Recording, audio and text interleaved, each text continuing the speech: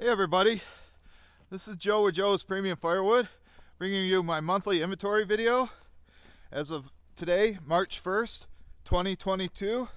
So what we're going to do is start over here with the King of Firewood, my brother. This is his inventory. There was no wood here around early January. Now look how much he's got in here. Most of it's cherry, and there's sassafras and elm in here. He's been splitting with my Husky splitter and has built up quite of a debris pile here. That's what he's got left to split. I know he stacked the perimeter. I told him he could probably just pile it in there because it's not going to dry any better than stacking when it's packed in that tight. It really needs to be in single rows. I'll show you that in a second. There's his truck. Over here, this is what we got up at the house, what we're burning. Now this stuff is dry sugar maple or hard maple, and that's good stuff. But my brother just split some of his cherry here. He split it real thin. It's burning well, but I should put the moisture meter on and check it. But like I say, I told him he better go up there and clean the chimney out with the with the brush, because it's not good to burn green wood. Then here's some stuff that my brother bartered with Nate, and it's not premium, but it burns and heats the house. But February went by pretty quick, didn't it? It's about 40 degrees here right now, so it's not too bad, but we still got snow here because it doesn't really face the sun. If you look across the lake, they don't have any snow there because the sun's beating down on it. But back to the video. Here's what I call bay number 1. I would say there, I don't know, it's like 12 feet tall, and you can see we got the perimeter around here built up.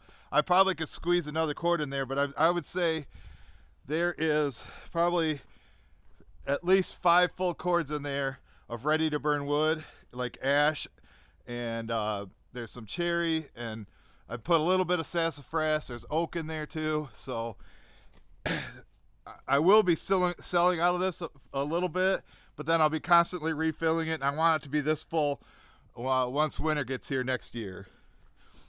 Then over here, this is what I call bay number 2.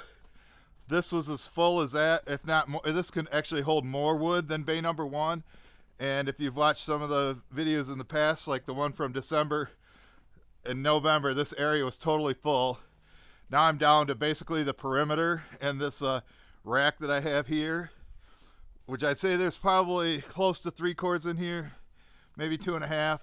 And this stuff's been here since late 2020, so I would say it would be ready. A lot of it's white oak, but there is some cherry and looks like maybe some walnut and elm in there too. But once this is empty, then I'm gonna have Nate bring me semi-seasoned wood, make the perimeter again, and then fill it up with the same kind of stuff that I have in bay number 1. And right here is where I keep bundles. I don't have any made right now. I just took some to them, and I think they're gonna need more. And this is my bundle making station, and this is the bundle grade wood that has already been split and waiting to be made. I'm glad the snow's off it. I think they're getting low at the store again, so I'm gonna have to make some more. And then I've got these rounds staged to replace it. And as you can see, normally I stack it up against this wall right here, but I want to sell this first and then replace it with some semi-seasoned stuff. Then I'll fill this whole area in with bundle wood. Right here I got some dry cherry rounds. This stuff could be split right into a truck and ready to burn. And then I process this stuff, probably in September or October. I would say that'll be ready in a couple months. Should be ready by spring, or April or May. Then back here, this is how wood should be dried if you're going to do the drying for the customer. It needs to be stacked in single rows. Got mixed hardwoods here: elm, hickory, oak, walnut. Same with this right here. There's a lot of white oak right there. That was semi-seasoned. That should be probably ready right now. But single rows with the top maybe 1/3 at most of the rack covered. Then this is some oak. I'd say most of this is dry. Maybe some of the bigger pieces towards the middle might need a little bit of time to dry, but I'm just saving this for somebody who wants all oak. I can split right into the truck. I got another rack down there, which is about a Joe cord, 10 foot by 4 foot. And then this is about a face cord right here, all red oak. There's more red oak here, but then there's some elm and ash in here. Like I say, single row. This is 100% red oak. It's been here for about a year and a half, and I think it still needs to dry. I'll sell it in the fall when it'll be sitting here for 2 years. And there's some dry oak right there.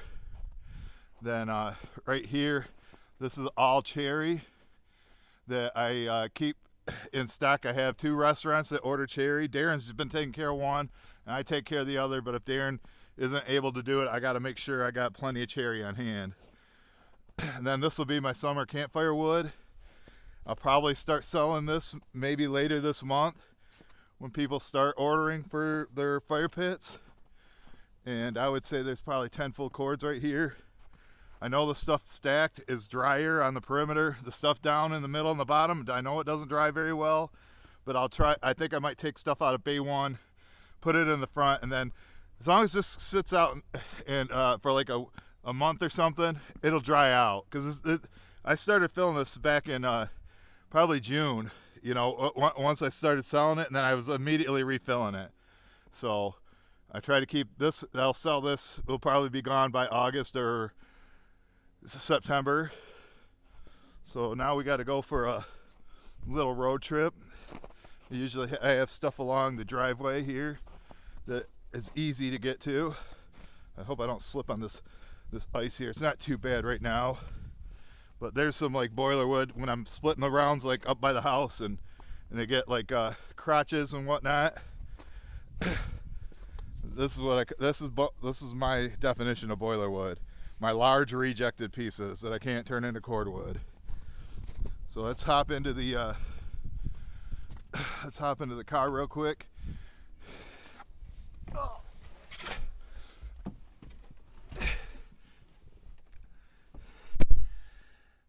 I don't know how I'm holding on to the camera right now. I had a tripod. Now I don't know, I must not have hooked it up to it. Too late now. The video's half over. Here's the mileage. So right here, this is shagbark hickory, and you can see where that's empty. My brother and I last week, we split a Joe cord and delivered it. I got enough here probably to last them through summer. Then I'll have to get more from Herb. They like it green.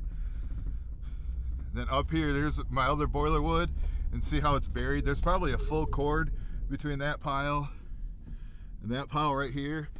And normally I charge $100 for as much as you can put into an 8-foot bed, or $75 for a 6-foot bed. I've been telling people if they want to come over and dig it out of there, because it's going to be frozen to the ground, I'll let them have all of it for $100 even. So that's what I've been telling them. Now back here, this is my power line storage area. You can see that this stack isn't quite straight right now.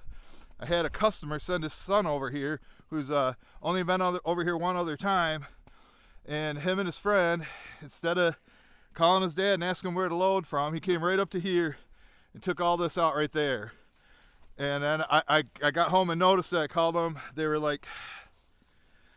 had it half unloaded back at their house, and I said, well, you can either pay me $200 for it, which the price was $140, or you can and you won't be able to burn it till next year because this is green.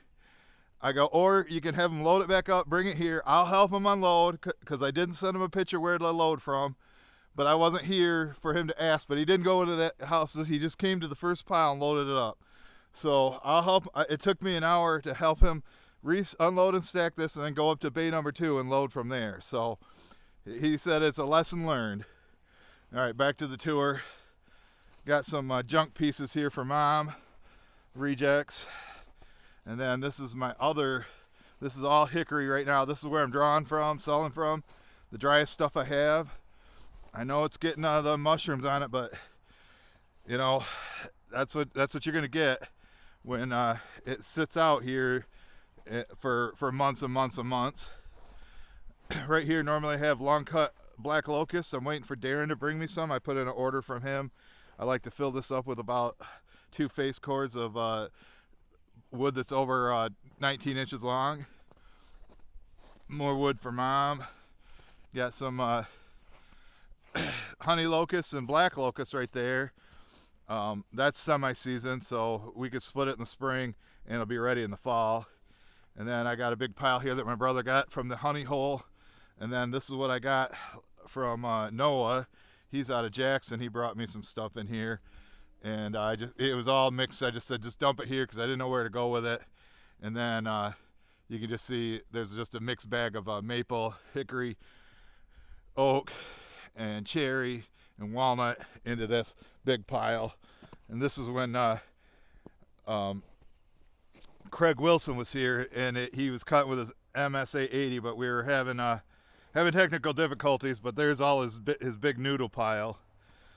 So then over here, this is more of my long cut stuff, but this stuff isn't black locust. This is just when I'm taking pieces out of there and my brother cut them too long, anything over 18 inches goes over here and gets stacked and stored and dried. And then here's my emergency reserve of cherry.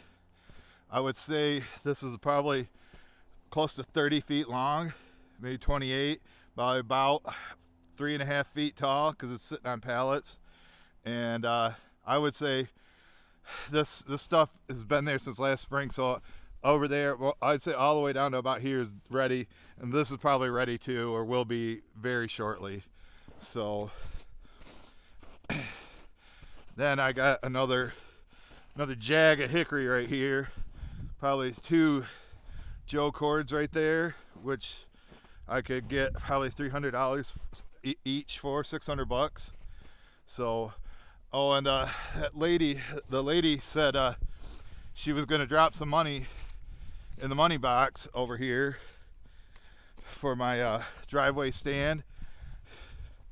She came and bought some pieces out of Bay 1. She said she came and got $6 worth, but forgot to pay me. And then she goes, well, I'll come back the next day and the next day and get some more. And if I don't see you, I'll put it in the money box. So there should be some money in here. We'll let you see first. Yep, I see some in there.